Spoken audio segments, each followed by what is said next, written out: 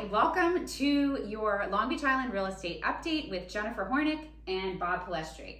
We are the Palestri Group, and as you know, we come to you with hopefully helpful information on buying and selling real estate on Long Beach Island. We are lucky to have just finished a home inspection for one of our clients with Wes Goble from Pillar to Post. He is a home inspector that works in Ocean County, and we thought it would be fun and interesting for you guys to hear from Wes on some important things that you should think about when hiring a home inspector. All right, so I would say most importantly is go to the inspection, all right, and be part of the inspection. Don't just go sit on the couch and let the inspector do their thing. Come prepared with a list of things that you want to know about the place and listen to the inspector. Of course, keep a safe distance so the inspector has room to move around. And you don't want to be hovering the whole time, but be present, be there, be asking questions, look around on your own. You might develop questions that the inspector has seen something, they don't say anything about it because it's a non-issue to them, but maybe it's a question for you just to help you ease your mind. And very most importantly is read the report. Don't just comb through the report and look for the defects, because that's really only a small part of the actual report. Okay.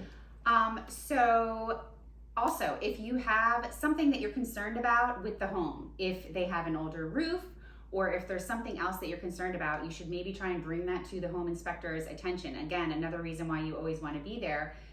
If you're concerned about something, you can let them know that ahead of time. Yeah, you can send them a list in advance. That might be better, because then the inspector might be able to be prepared for you when they get there. Or at least have the list when you come to the inspection. Another thing, remember Bob brought up earlier about sewer scopes. He was talking about a particular property that we did an inspection on, and I recommended we do a sewer scope, and we found some issues there. So, that's just one of the additional services that are not part of a home inspection. So don't rely on just the home inspection to be all of the information you need to purchase the property. You might want to get other services, other additional inspections that aren't part of a home inspection.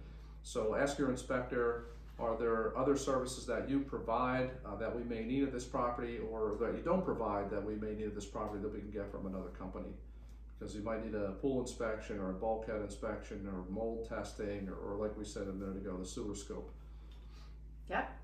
Another service that we have been recommending to our clients that are listing their homes is a pre-inspection. So you would hire an inspector I guess they would be doing a home inspection, but for you as the seller, so that you have a heads up as to what may come up in a home inspection when your buyer goes to do the home inspection. So I don't know if you want to give us a quick little bit on that. Yeah, so a pre-inspection would be very much along the same lines as a buyer's inspection, slightly different though. Basically what you're doing is you're preparing for the buyer's inspection, because there may be things about your house that you're perfectly willing to live with that might come up in a home inspection for the buyer. And then the buyer, they weren't aware of that, and they might ask for a credit or a repair or something like that. It gives you a lot more time to prepare for these things and decide, have we priced the house accordingly? Or two, do I want to make some of these minor repairs just to kind of knock these things off the list so we don't have to deal with those during their inspection, or at least get estimates for things so you can have accurate prices, because a lot of times they're just pulling prices out of a hat. They really don't know how much things cost, and there's a limited amount of time between the inspection and closing. Basically, because the home inspection has become, at this point in time, negotiation round 2, when originally all it really was designed to be was information for the buyer so they know what they're buying. But people are going to ask for things, credits or repairs, and it'll help you immensely in preparing for that. Very good. Anything else, Bob, that you had? No. I remember we saved our client in that particular scoping. That was a pretty important find.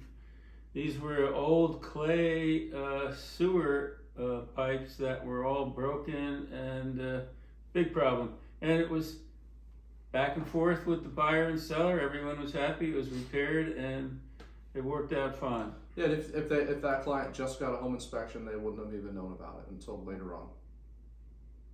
So just like it being a relationship and a partnership with your realtor, you also want to make sure that you have a relationship and it's a partnership. Everyone's working together as a team so that buyers, sellers, everyone's happy at the end of the day with the transaction. So anything else that you guys want to hear about or you're interested in the home buying process, let us know and we'll bring more information to you. Have a great day. Take care.